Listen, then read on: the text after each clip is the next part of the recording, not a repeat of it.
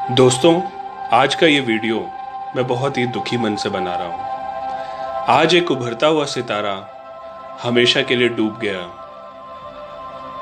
वो सितारा जो आसमान की बुलंदियों को छू रहा था, आज उसकी मौत का कारण डिप्रेशन को दिया गया है।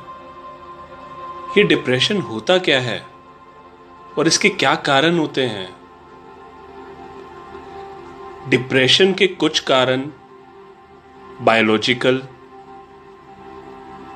कुछ साइकोलॉजिकल और कुछ सोशल कॉजेज होते हैं जो मिलकर डिप्रेशन की बीमारी का कारण बनते हैं। पर दोस्तों, मेरा मानना यह है कि डिप्रेशन अचानक से नहीं होता है। इसकी नींव बहुत पहले से ही डल चुकी होती है, डर के रूप में,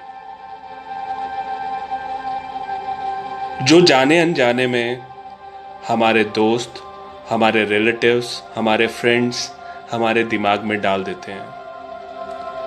दोस्तों, ये डर होता क्या है? ऐसा कहा जाता है कि हमारा सबसे बड़ा दुश्मन हमारा डर है। हर इंसान को एक अलग तरह का डर होता है। किसी को फियर ऑफ फेलियर होता है, किसी को खराब रिलेशनशिप का डर होता है, किसी को फियर ऑफ रिजेक्शन होता है, किसी को किसी बीमारी का डर होता है, किसी को ओल्ड एज से डर लगता है, कोई अपने पास्ट के बारे में सोच कर डरता है, तो कोई अपने फ्यूचर के बारे में सोच सोच के परेशान है। परंतु एक्चुअल में ये डर है क्या? Fear is just a thought or false belief in your mind. This means you are afraid of your own thoughts. डर दो तरह का होता है दोस्तों, नॉर्मल फियर और एबनॉर्मल फियर। नॉर्मल फियर, जब बच्चा पैदा होता है तो उसे सिर्फ दो तरह के डर होते हैं। जैसे हम उसे हवा में उछालते हैं तो वो डर जाता है, फियर ऑफ हाइट। दूसरा, सडन लाउड नॉइस।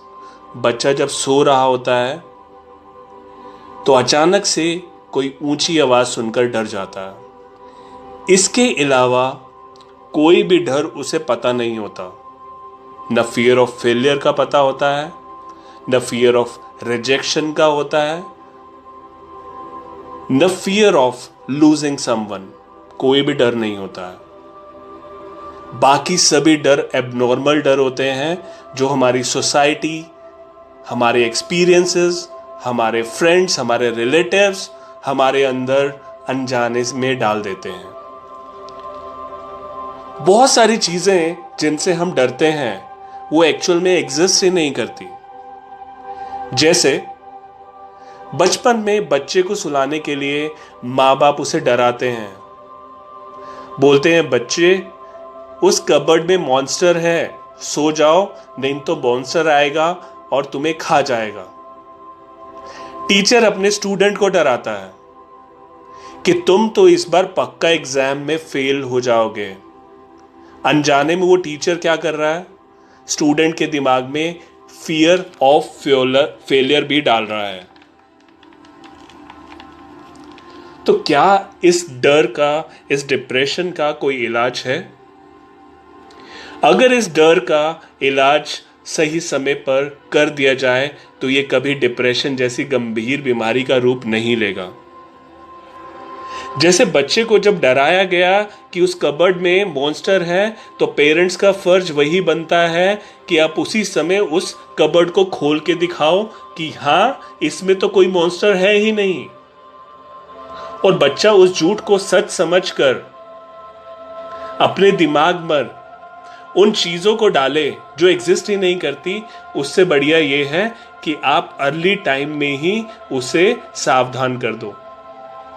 क्योंकि मेरा यह मानना है, most of the times you are the victim of your false belief. और मेरा दोस्तों आपसे यही रिक्वेस्ट है